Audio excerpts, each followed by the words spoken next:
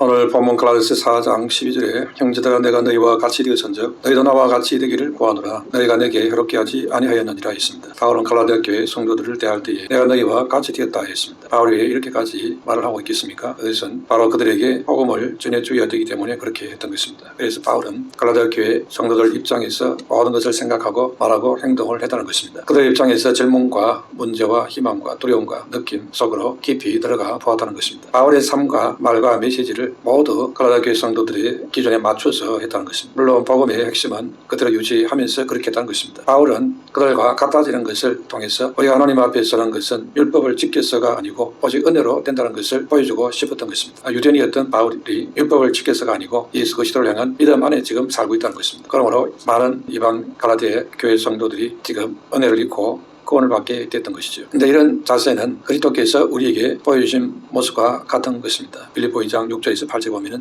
그런 근본 하나님의 본체시나 하나님과 동등됨을 취할 것으로 여기지 아니하시고 오히려 자기를 비워 종의 형체를 가지사 사람들과 같이 되셨고 사람의 모양으로 나타나사 자기를 낮추시고 죽기까지 복종하였으니 곧 십자가에 죽으심이라 했습니다. 이렇게 바울은 예수님이 자기 자신을 죽기까지 낮춰서 오신 것처럼 자신도 갈라디아 교회 성도들에게 같은 입장으로 접근을 했다는 것입니다. 그래서 이 복음을 전하는 데 있어서 그들에게 이해가 될 수 있도록 또 그들이 받을 수 있도록 그런 정신으로 전했다는 것입니다. 그러면서 바울에게 질병이 있었는데 그것은 간 질병이 아니면 실행 문제인 것으로 추정을 할 수 있습니다. 오늘 본문 15절에 너희가 할 수만 있었더라면 너희의 눈이라도 빼어 나에게 주으시라 했습니다. 이것이 바로 바울에게 있어서 세상적으로 보면 하나의 약점이 될 수 있습니다. 이 질병 때문에 성도들에게까지 뒷말을 들을 수 있고 어떻게 하나님의 사역자가 자기 병도 하나 못 고치느냐 이런 비난을 받을 수도 있는 그런 주제가 될 수가 있습니다. 그러나 갈라디아 교회 성도들은 이 바울의 약점까지 다 감싸고 사랑했다 있습니다. 이렇게 바울에게 그들의 눈이라도 빼줄 듯이 선대했던 갈라디아 교인이라는 것입니다. 14절에 오직 나를 하나님의 천사와 같이 또는 그리스도 예수와 같이 영접하였도다 했습니다. 이렇게 바울이 그들에게 전한 이 복음이 좋은 복음이라는 것을 그들이 깨닫고 너무 감사해서 바울을 이렇게 선대했다는 것이죠. 그런데 이런 갈라디아 교회 성도들이 어느 날 변해버렸습니다. 왜 그러냐니까 갈라디아 교회 안에 거짓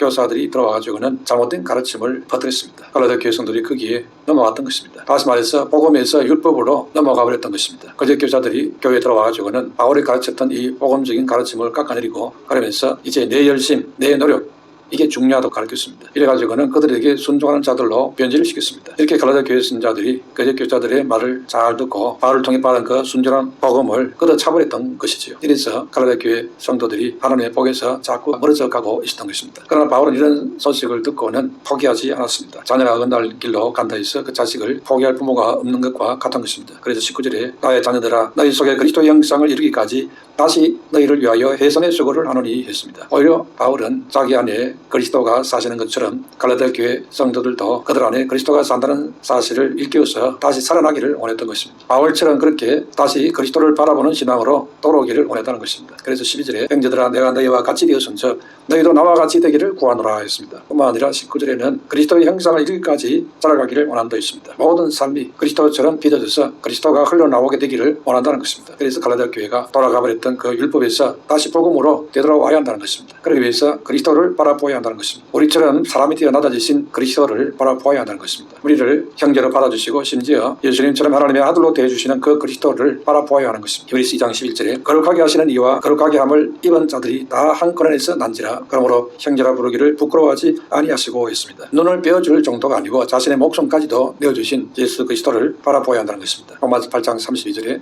자기 아들을 아끼지 아니하시고 우리 모든 사람을 위하여 내주신 이가 어찌 그 아들과 함께 모든 것을 우리에게 주시지 아니하시겠느냐 했습니다. 예수님을 통해 우리가 이런 큰 은혜를 입고 변화를 받았기 때문에 잊지 말아야 한다는 것이죠. 그러면서 바울은 15절에 너희의 복이 지금 어디 있느냐 했습니다. 복이 어디 있는지 생각해 보라는 것입니다. 사도 바울은 육체에 약한 것을 가졌습니다. 즉 바울에게 있어 육체에 약한 질병을 갖고 있었습니다. 이것은 엄밀한 게 아니고 이미 다 드러나서 알게 된 그런 문제입니다. 그렇기 때문에 이 문제로 인해서 의심되길 만한 그런 일이었던 것입니다. 그래서 바울을 가까이 해서 지내보고 나서는 시험이 될 수 있는 그런 문제였다는 것입니다. 그런데 갈라디아 교회 성도들은 이런 바울의 육체의 약점을 보지 않고 오히려 복음을 받아들였습니다. 바울이 전하는 예수 그리스도의 복음 때문에 그들은 바울을 천사같이 또 예수님같이 영접했다 있습니다. 이런 성도들의 진심을 알기 때문에 바울은 갈라디아 교회 성도들의 사랑을 확신하고 있었습니다. 그래서 15절에 내가 너에게 전하노니 너희가 할 수만 있었더라면 너희의 눈이라도 빼어 나에게 주었으리라 했죠. 이래서 바울에게 있었던 질병이 눈과 관련된 질병이라고 하는 것을 추측을 할 수 있습니다. 바울이 다메섹 도상에서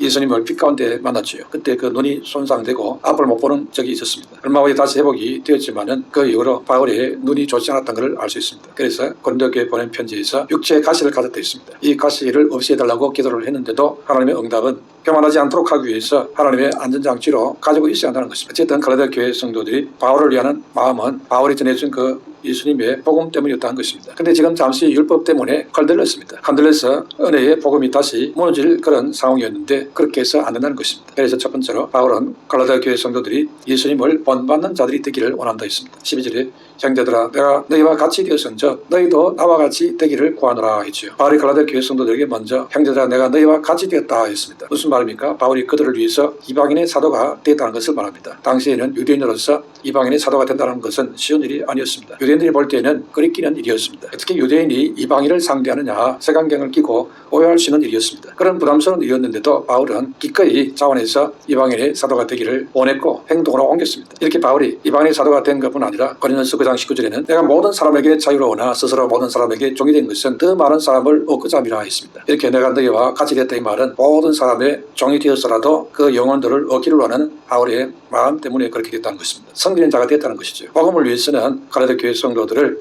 상전처럼 성결인 자가 되겠다는 것입니다. 이렇게 전도자가 된다는 것은 로마 12장 15절에 절구하는 자들과 함께 절구하고 오른 자들과 함께 올라는 그 말씀대로 사는 것입니다. 바울은 이렇게 복음 전도를 위해서 살았습니다. 고린도서 9장 22절에 약한 자들에게 내가 약한 자와 같이 된 것은 약한 자들을 얻고자 함이요 내가 여러 사람에게 여러 모습이 된 것은 아무쪼록 몇 사람이라도 구원하고자 함이니 했습니다. 또 고린도서 11장 29절에는 누가 약하면 내가 약하지 아니하며 누가 실족하게 되면 내가 애타지 아니하느냐 했습니다. 그러므로 사역자는 내가 너희와 같이 되었은즉 하는 이 자세가 되어야 하는 것입니다. 그런데 바울이 이런 자세로 사역을 하는 데에는 더 깊은 동기가 있습니다. 그것은 빌립보서 2장 5절에서 8절에 나오는데 너희 안에 이 마음을 품으라 그 그리스도 예수의 마음이니 그런 근본 하나님의 본뜻이나 하나님과 동등됨을 취할 것으로 여기지 아니하시고 오히려 자기를 비워 종의 형체를 가지사 사람들과 같이 되셨고 사람의 모양으로 나타나사 자기를 낮추시고 죽기까지 복종하셨으니 그 십자가에 죽으심이라 했습니다. 바로 예수 그리스도를 본받는 자 되기 위해서 바울이 그렇게 했다는 것입니다. 예수는 우리를 구원하기 위해서 우리와 같이 되어 주었습니다. 우리와 같이 되어 주신 것만 아니라 발을 씻겨주는 종까지 되어 주었습니다. 거기서 머물지 않고 나아가서 결국 우리를 대신해서 죽어 주기까지도 했습니다. 이같이 바울은 주님의 희생을 자기 심령에 지니고 있었던 것입니다. 그래서 바울은 갈라디아 교회 성도들에게도 내가 너희와 같이 되었은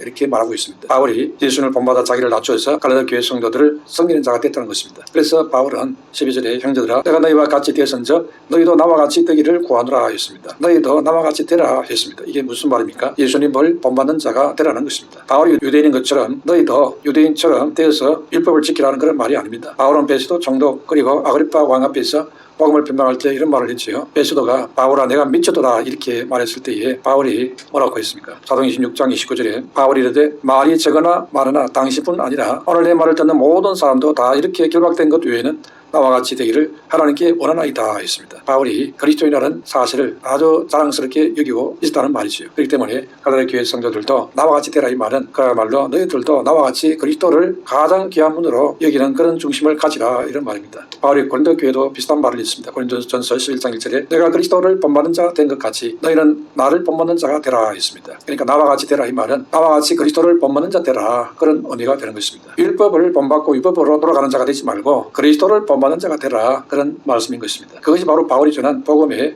핵심이라는 것입니다. 그러므로 거짓 교사들이 들어와서 그리스도를 본받은 성도들을 율법으로 돌아가도록 미혹을 했는데 거기에서 이제 다시 돌이켜서 그리스도를 본받는 자로 돌아가라는 것입니다. 두 번째로 바울은 갈라디아 교회 교인들이 자신을 비난한다 해도 변함없이 형제로 여기면서 섬겼습니다. 12절에 변함없이 형제들아 이렇게 부르고 있습니다. 생명을 낳고 영혼을 섬기는 일은 수고와 고통이 따르게 되어 있습니다. 오늘 보면 12절 15절까지 바울이 갈라디아 교회에 보여주었던 사랑을 상기시키고 있습니다. 또 16절 18절까지는 갈라디아 교회 성도들이 거짓 교사들에 의해서 잘못된 방향으로 끌려가고 있는 것을 지적하고 있습니다. 그리고 19절 20절에는 이제 바른 믿음으로 돌아오라고 호소하고 있습니다. 이렇게 바울은 목자의 심정으로 지금 그리스도의 마음을 실천을 하고 있습니다. 그리스도에 있는 자기를 반대하는 자까지도 우리도 품을 수 있어야 하는 것입니다. 12절에 형제들아 했지요. 바울은 거짓 교사들에 의해서 지금 잘못된 방향으로 끌려가고 있는 갈라디아 교회 성도들을 책망하지 않고 형제라고 불렀습니다. 12절에 내가 너희와 같이 되었은즉 너희도 나와 같이 되기를 구하노라 이러면서 지금 갈라디아 교회 성도들에게 다시 권면하고 있는데, 이것은 지금 유대인 거짓 교사들이 이 갈라디아 교회에 들어와가지고는 복음으로 무장된 이 성도들을 율법으로 지금 되돌아가도록 미혹을 했습니다. 율법주의 신앙으로 변질을 시킨 것입니다. 바울도 원래는 율법주의적인 신앙을 가진 사람이었죠. 그래서 예수 믿는 사람을 많이 핍박을 했는데 다메섹 독산에서 예수님을 만난 이후에 복음과 진리로 완전히 돌아오게 되었습니다. 그래서 지금 갈라디아 교회 성도들도 잘못된 율법주의 신앙으로 지금 돌아가 버렸는데, 바울이 회개하고 돌아온 것처럼 이제 다시 복음으로 되돌아오라는 것입니다. 그러나 이 갈라디아 교회 성도들은 거짓 교사들의 영향에 의해서 바울에 대해서 지금 부정적인 마음을 갖도록 만들었습니다. 무슨 말이냐니까, 바울이 지금 사도라고 말을 하고 있는데 바울은 실제로는 사도가 아니다 이러면서 바울의 사도권을 문제 삼고 중상모략을 했습니다. 그래서 바울이 이 갈라디아 교회에 미치는 그 지도력이 무너지도록 그렇게 지금 공작을 했던 것입니다. 그래서 이게 넘어가서 갈라디아 교회 성도들이 이제 바울의 말을 들을 때에 달게 듣지 않고 아주 이상하게 쳐다보는 그런 분위기가 있었는데, 그걸 알았지만은 바울은 그럼에도 그들을 그리스도의 사랑으로 끌어안았습니다. 너희들이 어떻게 그럴 수 있느냐 하면서 붕괴한 것이 아니라 그럼에도 불구하고 12절에 형제들아 하면서 포용을 했습니다. 예수님은 마태복음 5장 44절 45절에 나는 너희에게 이르노니 너희 원수를 사랑하며 너희를 박해하는 자를 위하여 기도하라. 이같이 한정 하늘에 계신 너희 아버지의 아들이 되리니 이는 하나님이 그 해를 악인과 선인에게 비추시며 비를 어려운 자와 불의한 자에게 내려주심이라 했습니다. 그러므로 성도는 자기를 사랑해주고 이해해주는 자뿐 아니라 핍박하고 비판하는 자들을 향해서도 호의를 베풀 수 있어야 한다는 것입니다. 이것이 그리스도의 사랑을 실천한 것이 되는 겁니다. 출애굽기 23장 5절에 내가 만일 너를 미워하는 자의 나귀가 짐을 싣고 엎드러짐을 보거든 그것을 버려두지 말고 그것을 도와 그 짐을 부를지니라 했습니다. 사무엘 25장 21절 22절에는 내 원수가 배고파하거든 음식을 먹이고 목말라하거든 물을 마시게 하라. 그리하는 것은 빈 숯을 그의 머리에 놓은 것과 일반이요 여호와께서 내게 갚아주시리라 했습니다. 예수님은 우리가 처한 여러 형편을 통해서 섭리하시고 역사하십니다. 13절에 보면은 내가 처음에 육체의 약함으로 말미암아 너에게 복음을 전한 것을 너희가 아는 바라 했지요. 바울이 약할 때에 갈라디아 교회 성도들에게 복음을 전했는데 하나님은 그 바울의 약함을 통해서 복음이 전파되도록 했습니다. 약한 것이 때로는 약점에 대해 반복을 잡을 수 있는데 오히려 하나님은 그 약한 것을 강점으로 이용을 해 사용하도록 했다는 것입니다. 고린도서 12장 10절에 그러므로 내가 그리스도를 위하여 약한 것들과 능력과 궁핍과 박해와 공고를 기뻐하노니 이는 내가 약한 그때의 강함이라 했지요. 또 바울과 바나바가 선교사역을 놓고 의견 차이가 생겨서 다툰 적이 있습니다. 그리고 헤어졌습니다. 그 일로 인해서 선교에 어려움이 생길 수도 있었습니다. 그러나 하나님은 오히려 두 사람이 각각 다른 동역자를 만나서 더 넓은 이방 지역으로 복음이 확장되도록 했습니다. 이렇게 하나님은 우리의 약점과 약한 것까지도 강한 것으로 사용하시는 분이 되시는 것입니다. 그렇기 때문에 약할 때에 절망하지 말라는 것입니다. 거기에 주님의 인도가 나타나게 되는 것입니다. 고린도서 1장 27절에 그러나 하나님께서 세상에 미련한 것들을 택하사 지혜 있는 자들을 부끄럽게 하려 하시고 세상에 약한 것들을 택하사 강한 것들을 부끄럽게 하려 하시며 있습니다. 바울에게도 약점이 있었습니다. 그래서 14절에 너희를 시험하는 것이 내 육체에 있어도 이것을 너희가 의심되기도 아니하며 버리지도 아니하고 오직 나를 하나님의 천사와 같이 또는 그리스도 예수와 같이 영접하였도다 했습니다. 바울이 가지고 있는 그 육체의 질병이 갈라디아 교회 성도들에게 시험이 될 수도 있었는데 오히려 그걸 감싸고 바울을 천사같이 예수님 대하듯이 해줬다는 겁니다. 이렇게 우리가 사역자를 바라볼 때에 그런 시각으로 볼 수 있어야 한다는 겁니다. 사역자도 약점이 있을 수 있습니다. 그런데 갈라디아 교회 교인들은 그 약점을 이해하고 감싸주었다 있습니다. 그렇게 그 약한 것을 위해 기도해주고 협력할 때에 하나님 나라와 그리스도의 나라가 든든히 세워지는 것입니다. 갈라디아 교회 성도들이 어떻게 그 약점 있는 바울을 감싸줄 수 있었느냐? 그것은 바울의 약점보다는 바울이 전하는 구원의 복음이 훨씬 귀했기 때문에 그럴 수 있었습니다. 목회자가 인간이기 때문에 약점과 실수가 있을 수 있습니다. 그럼에도 하나님께서 들어서 사용하심을 믿어야 하는 것입니다. 목회자가 하는 말이 하나님께서 들려주시는 대언의 말씀으로 받을 수 있어야 한다는 것입니다. 그렇다고 목회자가 하나님도 아니고 지위가 높은 것도 아닌 것입니다. 사역의 역할이 그러하다는 것입니다. 그래서 사역자의 약점과 실수는 하나님께 맡기면 된다고 했습니다. 그런데 우리는 은혜를 잊고 홍보를 잘하는 약점이 있습니다. 그렇기 때문에 우리는 문제를 보면은 내가 정죄하고 심판자가 되려고 하기가 쉬운 것입니다. 그래서 하나님은 우리에게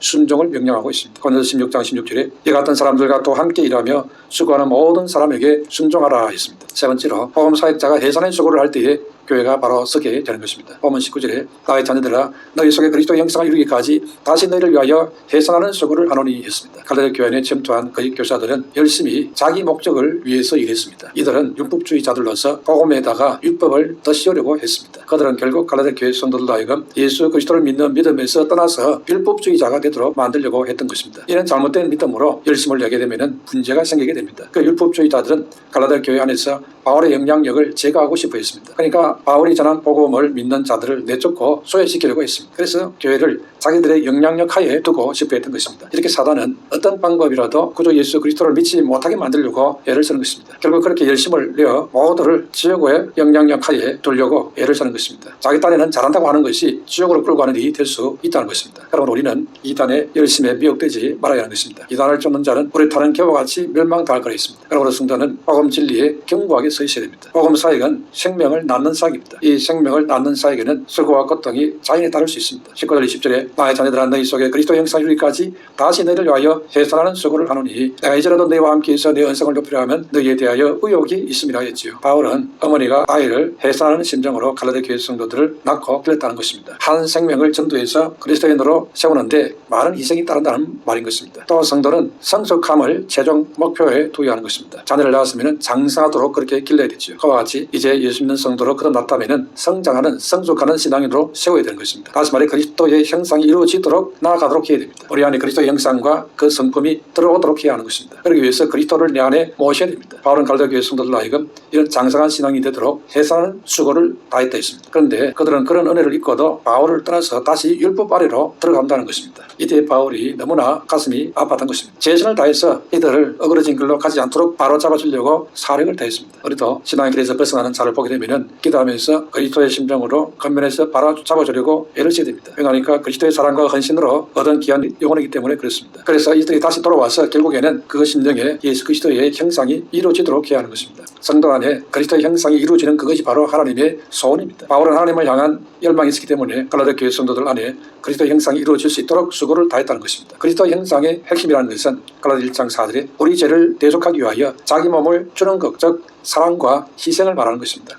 이 사랑과 희생에 그리스도의 형상이 이루어지는 사람은 다른 사람의 약한 것을 짊어질 수 있고 아픔과 고통을 품을 수 있는 사람이 되어지는 것입니다. 이런 그리스도의 형상이 이루어지기 위해서 섬기는 자의 수고가 필요하다는 것입니다. 하나님은 이런 수준의 하나님의 사람이 되기를 원하시는 것입니다. 교회 성도들뿐 아니고 온 세상 사람 이런 사람으로 다 변화가 된다면 아마 이 세상에 전쟁도 그치고 모든 부패 타락이 사라지게 되고 모든 불의가 사라지고 부정도 부패도 속임수도 다 없어지게 될 것입니다. 그러면 많은 문제들이 다 해결이 될 것입니다. 이렇게 하나님을 닮아가게 되는 것이 모든 문제의 해결의 열쇠가 되는 것입니다. 그래서 예수님이 이 땅에 오셔서 우리를 변화시켜 새롭게 되기 위해서 희생 제물로 오셨다는 것입니다. 예수님이 세상 모든 사람들의 그 죄와 잘못을 위해서 먼저 일생에 십자가를 졌습니다. 바울 사도 역시 그런 예수님의 헌신과 희생을 본받아서 자기 수의 그리스도 형상을 이뤘던 것입니다. 그래서 바울은 갈라디아 교회 성도들도 자신처럼 그리스도 형상을 이루는 사람이 될 수 있도록 하기 위해서 솔선해서 유대인으로서 이방인처럼 되어서 그들을 종이 되어서 섬겼다 했습니다. 갈라디아 6장 2절에 너희가 짐을 서로 지라 그리하여 그리스도의 법을 성취하라 했습니다. 즉 그리스도의 섬김과 희생의 법을 성취하라 이 말입니다. 이것이 바로 그리스도의 형상이 이루어지는 사람의 길인 것입니다. 그것이 그리스도의 법을 성취하는 것입니다. 나를 위해 십자가를 지신 예수님처럼 나도 다른 사람의 약점과 고통과 문제를 사랑으로 짊어질 수 있어야 한다는 것입니다. 그것이 그리스도의 형상을 이루는 것이 되는 것입니다. 이 그리스도의 형상을 이루어서 장성한 신앙이 되어서 주님 앞에 서게 되어지면 이런 사람들이 모여서 사는 것이 바로 천국이 되는 것입니다. 그래서 천국에는 이런 그리스도의 형상으로 만들어진 사람들이 모였기 때문에 세상에 이런 문제가 있을 수가 얻게 되는 것입니다. 그러므로 우리는 이 땅에서 천국을 이루고 완전한 천국을 향해서 가는 사람이라는 것을 알 뿐 아니라 그것은 말에 그치는 것이고 그냥 행동으로 하는 게 아니고 우리의 마음의 중심에 어떤 변화가 일어나야 한다는 것을 알아야 됩니다. 예수님처럼 성김과 희생의 본을 받아서 그래서 그리스도의 형상을 이루어가는 이런 축복의 사람이 되시기를 주 이름으로 축원합니다.